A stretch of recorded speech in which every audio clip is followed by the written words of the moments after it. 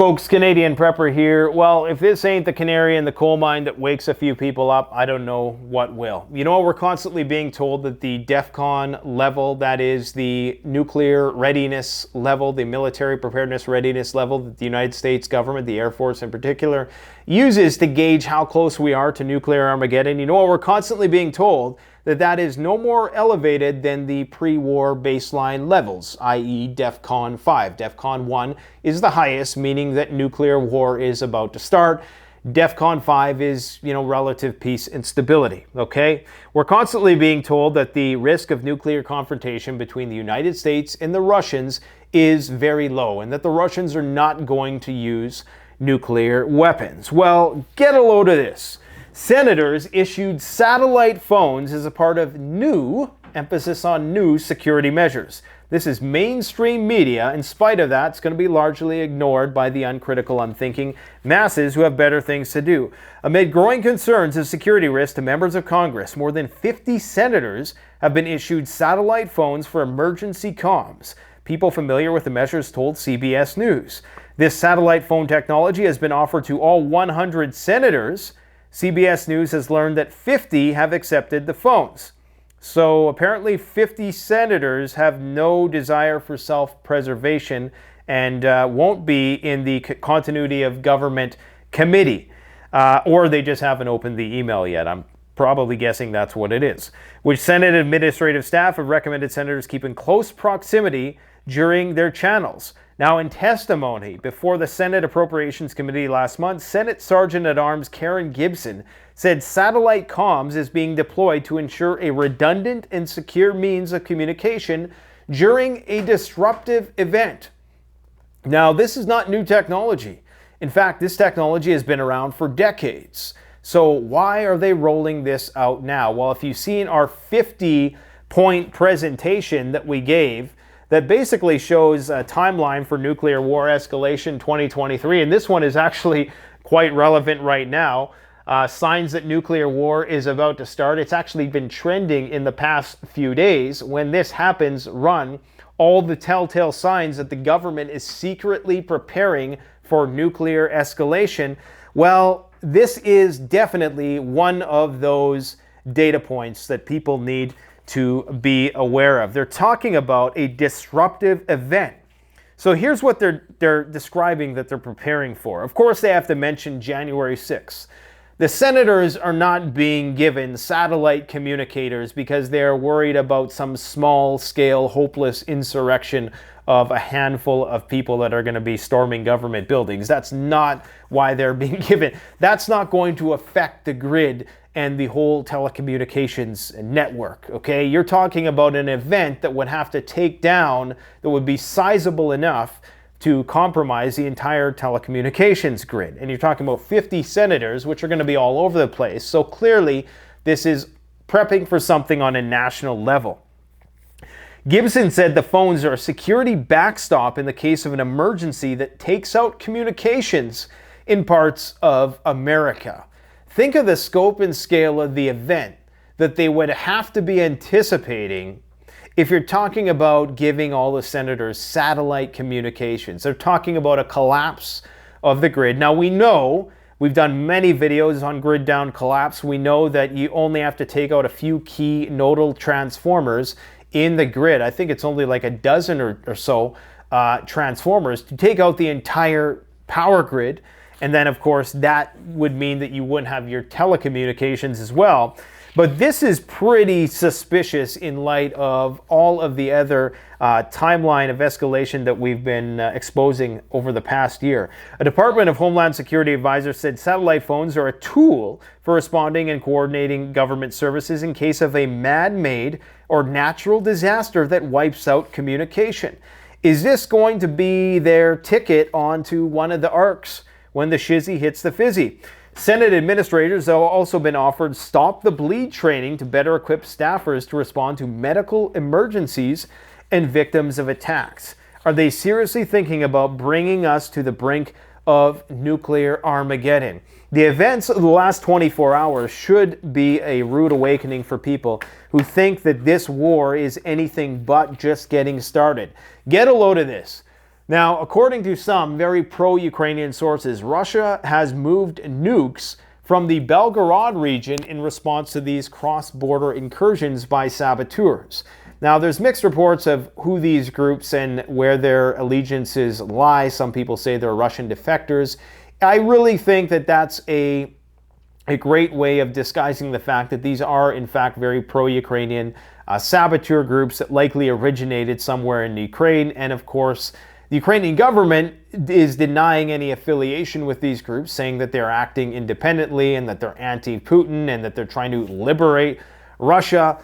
So not to draw the fire and the ire of the Russian military in response to this. But I think anybody with half a brain can put two and two together and realize, and if you actually go and do some digging, you realize that yes, a lot of these ultra-nationalistic groups that are doing these cross-border incursions are very much Ukrainian in nature. And thus, the United States' tacit approval of this behavior will bring us to the brink of nuclear Armageddon. Okay, so F-16s are going to lead to a direct war with Russia. We're going to talk about why in just a minute. We have evacuations happening from the border regions, and we got to ask ourselves the question, are they trying to collapse the economy? Because either you're going to get austerity when this debt ceiling talks cease, because of course they're going to cut spending like you wouldn't believe, and by some people's macroeconomic standards, that's a good thing. But for a lot of people, that's going to lead to a lot of social unrest. Okay, so you can't have austerity without civil unrest. So either you're going to get civil unrest or you're going to get a market crash. They're talking about a 50% market correction if the debt ceiling issue is not resolved. Are they trying to collapse the market so that they can go in there and buy everything on the cheap? It's a possibility.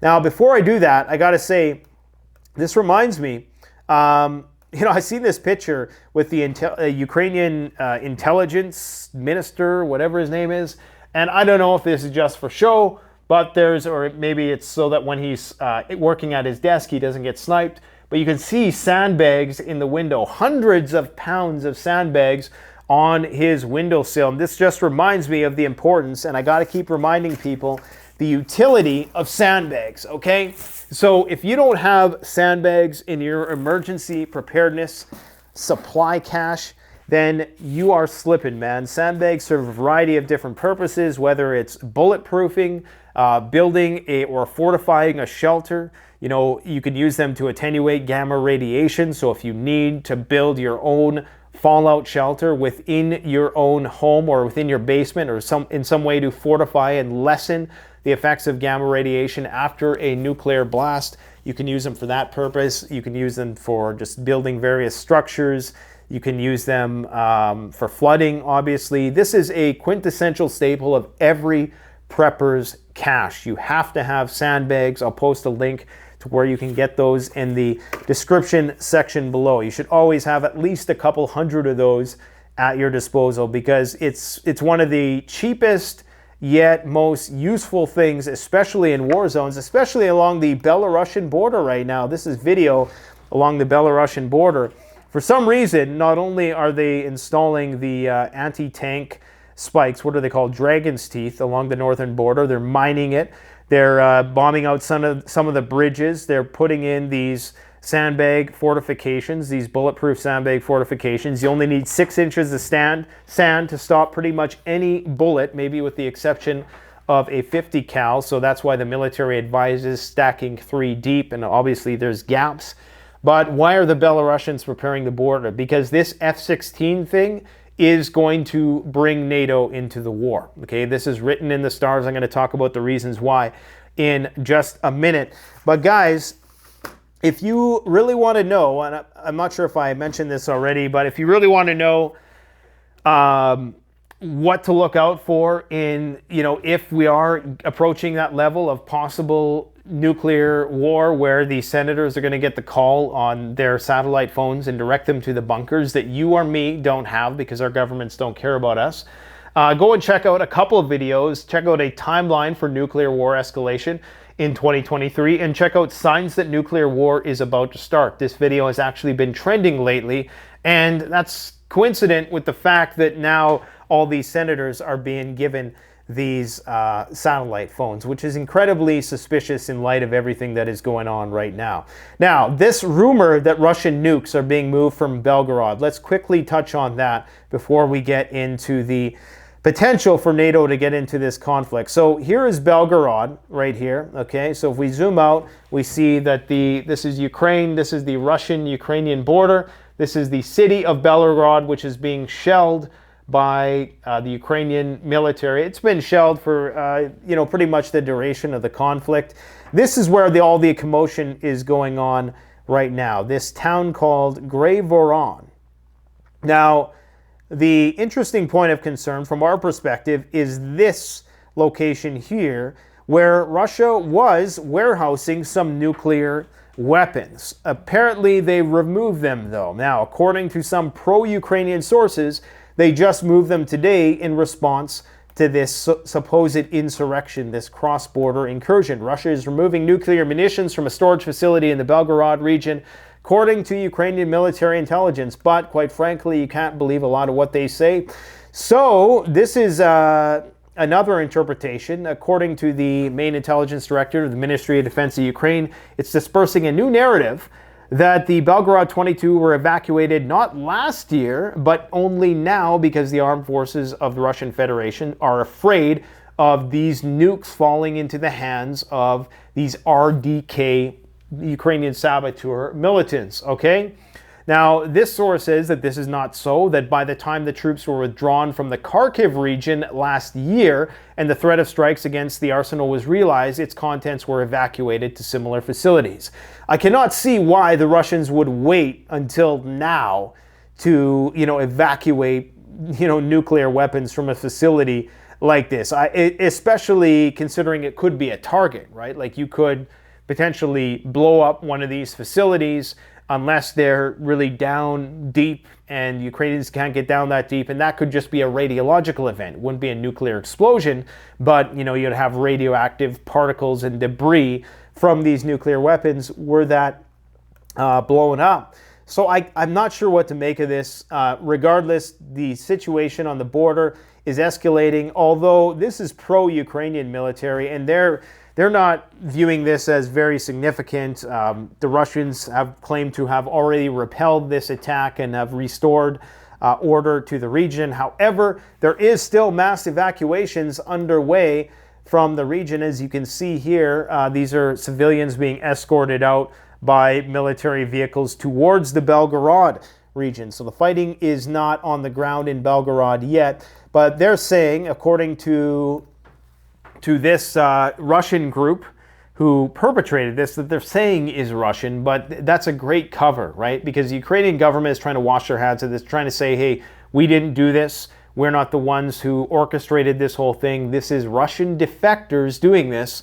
So that way, the Russians don't view it as an existential threat coming from the Ukrainians, even though I think anyone with a half a brain, and even when you do the digging, realize that yes, in fact, this is very, very inspired, if not fully orchestrated and perpetrated by Ukrainian saboteurs. They're saying that the Russians were doing this just to create internet content and that it wasn't meant to be a long-lasting type of engagement, that they actually had hoped that they were going to retain this place on the map for a long period of time.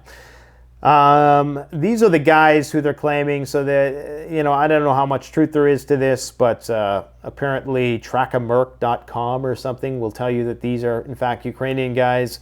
So maybe there are some, Russian defectors, and this is the United States response to this whole thing. They say Matthew Miller of the U.S. State Department says, we've made it very clear to Ukrainians that we do not encourage attacks outside Ukrainian borders, but I think it's important to remind the world that Russia started this war.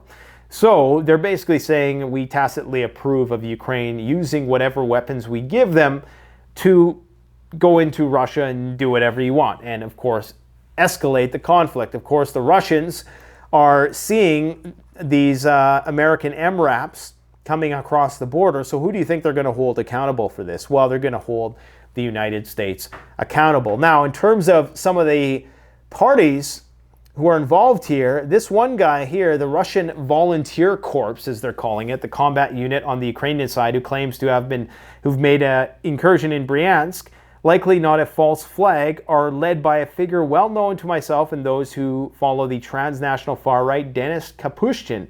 And this guy is a noted ultra-nationalistic far-right Nizi. Okay, so if you're the Russians and you're seeing this guy coming across your border saying that they're going to be taking Putin out of power and doing this insurrection, what do you think? Do you think that gives credence to their concerns about Nizis in that neck of the woods? Even if only a small fraction of the Ukrainian military believes in that ideology, then the Russians are going to obviously interpret this as an existential threat, which is why they're going to continue to lay it on thick. Okay. As for Mr. Zalushny, still nowhere to be seen, somewhat active on Telegram, although people are saying that he's in a hospital. The best, and not many people are talking about this. I did a whole video on it yesterday. But this is very important if it's true that he was taken out or is in critical condition as a result of recent hypersonic missile strikes by the Russians. But, all he would have to do to debunk these claims, and as I said, they could very well be very debunkable, it's very falsifiable. All he has to do is, just make a 30-second video talking about the cross-border raids today and how they weren't affiliated with it. And we would then know that he is in fact alive, although we're in the land of deep fakes now, so, you still can never totally prove, but I think that would be enough to put those allegations at ease. What else do we got to talk about here? So the main reason why this F-16 is going to lead to a proxy war and is going to actually lead to a direct involvement with NATO. This is the F-16. This is all of the various ordnance that it can carry on it, including nuclear weapons, NATO's nuclear weapons. Okay, this is why anytime a country gets F-35 systems, the Russians view that as a threat to them, because these F-35s, without a huge amount of modification, can carry tactical nuclear weapons, which are basically, I've heard it said that it's not even so much the nuclear warhead itself. It's if you possess the delivery system to deliver the warhead, and you are in alliance with a country who has nuclear weapons, then you are effectively a nuclear power, because it's simply a matter of giving you a warhead to put on your deployment systems. Anyways, now, why the delivery of F-16s is going to lead to World War III? Well, this is a great explanation, and I'm just going to give you the short version. As for the F-16 supplies, their service and logistics are the two weak points. One requires airfields, bombs, missiles, and spare parts. It is hard to imagine that these will be Ukrainian airfields, as Russia can easily strike them. Therefore, aircraft maintenance and suspension of bombs and missiles will be carried out in Poland and Romania.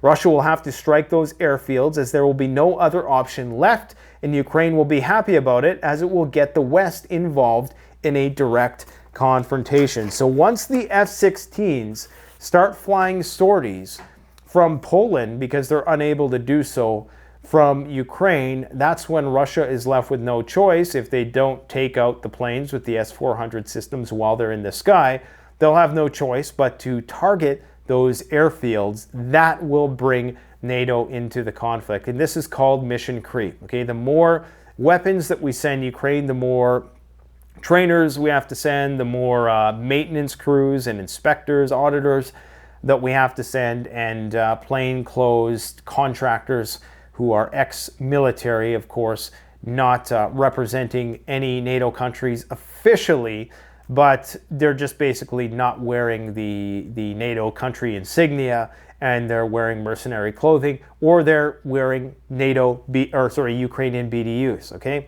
So this is probably why the senators have been issued satellite phones, because they understand that the risk of nuclear war is very, very high right now. And that's why I'd encourage you guys to go and check out this video here, timeline for nuclear war escalation in 2023 and signs that nuclear war is going to start. And if you want to get a tour of our warehouse here, go and check out my buddy over at the Container Guy. We did a two-part series where I kind of give him a tour of the warehouse here.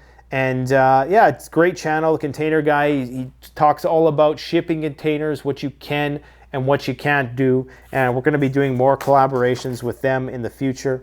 And yeah, just check that out. And what else do we got going on here? I was going to talk about economic stuff, but I really don't know what to make of the whole economic situation.